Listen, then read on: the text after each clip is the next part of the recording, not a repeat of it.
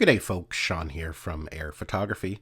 So I wanted to make a video why I really like the DJI Avata and why it's become my absolute favorite drone to fly. It basically all boils down to the type of content I can create with it. I love to fly through forests, capturing beautiful proximity shots, exploring nature, and the DJI Avata is perfect for creating this type of content, and we'll go over a few reasons why here in a minute. If you're a person who enjoys capturing this type of content as well, doing it with something like a Mavic can be very tricky. First of all, you have to be super careful. All it takes is you to clip a little branch or twig, and the drone can fall down to the ground, and chances are it's going to be severely damaged. Capturing content like this is one reason why I originally bought the Skydio. I thought it'd be perfect for flying through forests, and the obstacle avoidance on it would keep me from hitting anything. Although the obstacle avoidance on the Skydio is far superior than any other drone on the market, it's not really suited for this type of content just because that obstacle avoidance can become a hindrance. It'll prevent you from getting through small openings, and the footage can start to look a little jumpy as it tries to avoid objects.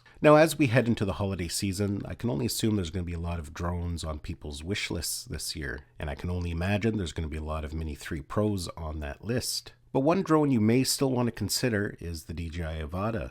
Just from talking to people on my channel, responding to emails, reading comments, I find there's still a lot of confusion about what the Avata is and what it can do. A lot of people look at this as strictly an FPV drone for fast ripping, stunt flying, flips, barrel rolls. Although the Avata can definitely fly like that, it's really designed for cinematic cruising. So if you do decide to choose something like the Avata, you never have to put it into manual mode if you want to capture incredible content. You can fly it like a traditional Mavic, it hovers like a Mavic, it has return to home like a Mavic, it has all the other safety features like low battery return to home and disconnection return to home. And if you let go of the sticks, it's just going to sit there and hover. But what makes the Avata perfect for capturing this style of content is just due to its robust build. As mentioned with a traditional Mavic, if you happen to bump a tree branch, some leaves, or any other type of obstacle, chances are it's going to fall to the ground. But with the DJI Avata and the way it's built with these very robust prop guards,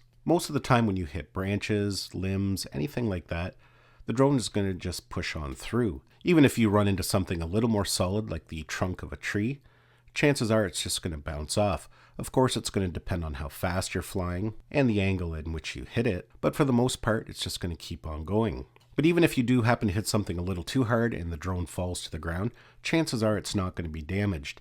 I myself have probably crashed mine well over 100 times, and looking around it, there's not even a scratch on it. Now, that's not saying that the Avata can't be damaged. Now, when you put that together, that's what makes the Avata perfect for flying in those situations. When you take away the fear of damaging your drone, you're able to get in there and fly and not worry about it. You tend to take a little bit more risk, you're a little bit braver, where you're flying, the type of openings you're going through, and you soon realize that, hey, it's actually pretty easy to do, even going through the tiniest openings. So for me, that's why the DJI Avata has become one of my favorite drones to fly. Now on top of that, you can fly it like a traditional drone if you just want to get up in the air and capture some footage.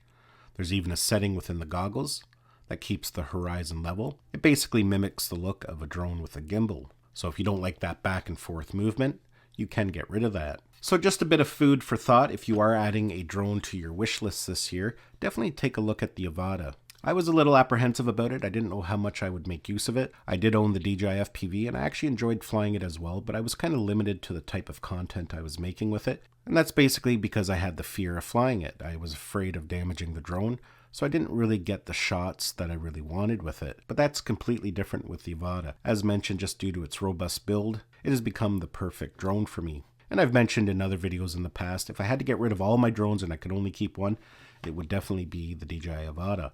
All we need now is for them to make it compatible with something like the DJI RC or the RC Pro. And that way, if we're ever in a situation where we can't fly with goggles, we've got all the bases covered. Well, folks, basically that's it for this video. Hopefully you enjoyed it and got some value out of it. Give it a thumbs up if you did. It's always greatly appreciated. Don't forget to subscribe to my channel so you don't miss any of our upcoming videos. And we'll see you in the next one.